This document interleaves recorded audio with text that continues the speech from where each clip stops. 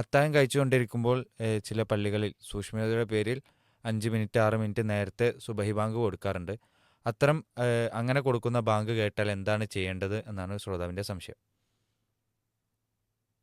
നമ്മുടെ നാട്ടിൽ കണ്ടുവരുന്ന ഒരു പ്രവണത, ചില പള്ളികളിൽ അവര് സുബ്ഹി ബാങ്ക് നേരത്തെ കൊടുക്കുകയും മഗ്രിബ് ബാങ്ക് അല്പം വൈകിപ്പിക്കുകയും ചെയ്യാറുണ്ട്. മഗ്രിബ് ബാങ്ക് 3-4 മിനിറ്റ് ഒക്കെയാണ് വൈകിപ്പിക്കാറുള്ളത് എങ്കിൽ സുബ്ഹി ബാങ്ക് 8-10 മിനിറ്റ് മുമ്പ് നേരത്തെ കൊടുക്കും. അവര് സൂക്ഷ്മതയുടെ പേരിൽ ആണ് ഇത് ചെയ്യാറുള്ളത്.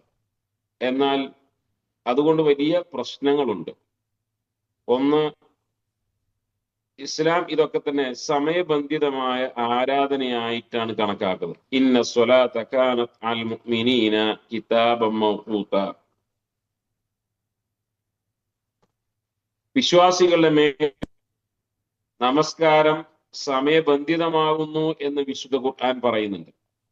ജിബീൽ അലൈഹിസ്സലാത്തു വസ്സലാം നബി സല്ലല്ലാഹു അലൈഹി വസല്ലമയുടെ അടുക്കൽ വന്ന് ഓരോ നമസ്കാരത്തിന്റെയും ആദ്യ സമയവും അവസാന സമയവും പഠിപ്പിച്ചു തന്നു.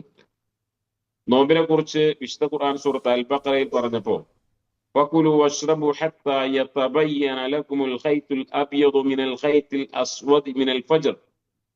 കറുത്ത നൂലിൽ നിന്നും വെളുത്ത നൂൽ തിരിച്ചറിയുന്നത് വരെ നിങ്ങൾ തിന്നുകയും കുടിക്കുകയും ചെയ്യുക എന്നാണ് പറഞ്ഞത്.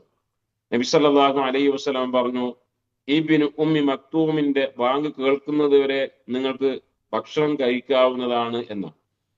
അപ്പൊ ഈ 5 മിനിറ്റ് 8 മിനിറ്റ് ഒക്കെ നേരത്തെ സുബഹിക്ക് ബാങ്ക് കൊടുക്കുമ്പോ ആളുകൾക്ക് അത്രയും സമയം ഭക്ഷണം കഴിക്കാനുള്ളത് നഷ്ടപ്പെട്ടു പോവുകയാണ്.